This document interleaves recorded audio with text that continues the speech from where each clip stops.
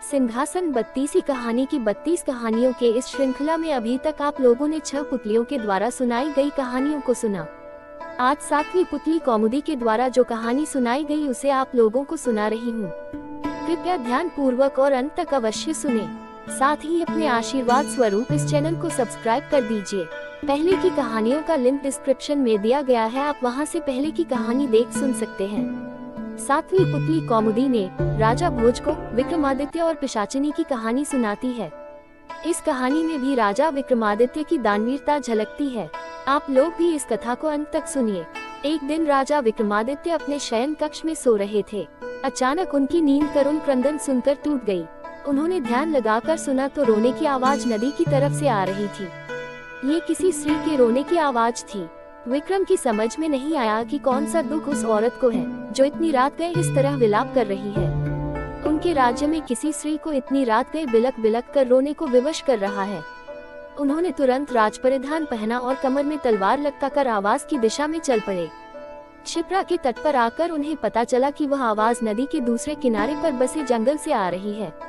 उन्होंने तुरंत नदी में छलांग लगा दी तथा तैरकर दूसरे किनारे पर पहुँचे। फिर चलते चलते उस जगह पहुँचे जहाँ से रोने की आवाज आ रही थी।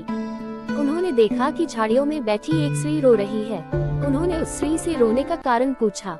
स्त्री ने कहा कि वह कई लोगों को अपनी व्यथा सुना चुकी है, मगर कोई फायदा नहीं हुआ। अब आपको सुनाने से क्या फायदा हो जाएगा। राजा ने उसे विश्वास दिलाया कि वे उसकी मदद करने का हर संभव प्रयत्न करेंगे। तब स्त्री ने बताया कि वह एक चोर की पत्नी है और पकड़े जाने पर नगर कोतवाल ने उसे वृक्ष पर उल्टा टंगवा दिया है। राजा ने पूछा क्या वह इस फैसले से खुश नहीं है। इस पर औरत ने कहा कि उसे फैसले पर कोई आपत्ति नहीं है, लेकिन वह अपने पति को भूखा प्यासा लटकता नहीं देख सकती। चूंकि कहीं भी न्याय प्रणाली में इस बात की चर्चा नहीं है कि वह भूखा प्यासा रहे, इसलिए वह उसे भोजन तथा पानी देना चाहती है। विक्रम ने पूछा कि अब तक उसने ऐसा किया क्यों नहीं। इस पर औरत बोली कि उसका पति इतनी ऊंचाई पर टंगा हुआ है कि वह बगैर किसी की सहायता के उस तक नहीं पहुंच सकती और राजा के डर से कोई भी दंडित व्यक्ति की मदद को तैयार नहीं होता। तब विक्रम ने कहा कि वह उनके साथ चल सकती है और विक्रम उस स्त्री को लेकर उसके बताए दिशा में चल पड़े। दरअसल वह औरत कोई औरत नहीं बल्कि एक पिशाचिनी थी और वह लटकने वाला व्यक्ति उसका पति नहीं था। वह उसे राजा के कंधे पर चढ़कर उस पेड़ पर लटक रहे व्यक्ति को खाना चाहती थी। जब विक्रम उस पेड़ के पास आए तो वो पिशाचिनी उनके कंधे पर चढ़कर उस व्यक्ति को चट कर गई। तृप्त होकर विक्रम को उसने मनचाही चीज मांगने को कहा। विक्रम ने कहा वह अन्नपूर्णा पात्र प्रदान करे जिससे उनकी प्रजा कभी भूखी नहीं रहे। इस पर वह पिशाचिनी बोली कि अन्नपूर्णा पात्र देना उसके बस में नहीं, लेकिन उसकी बहन प्रदान कर सकती है।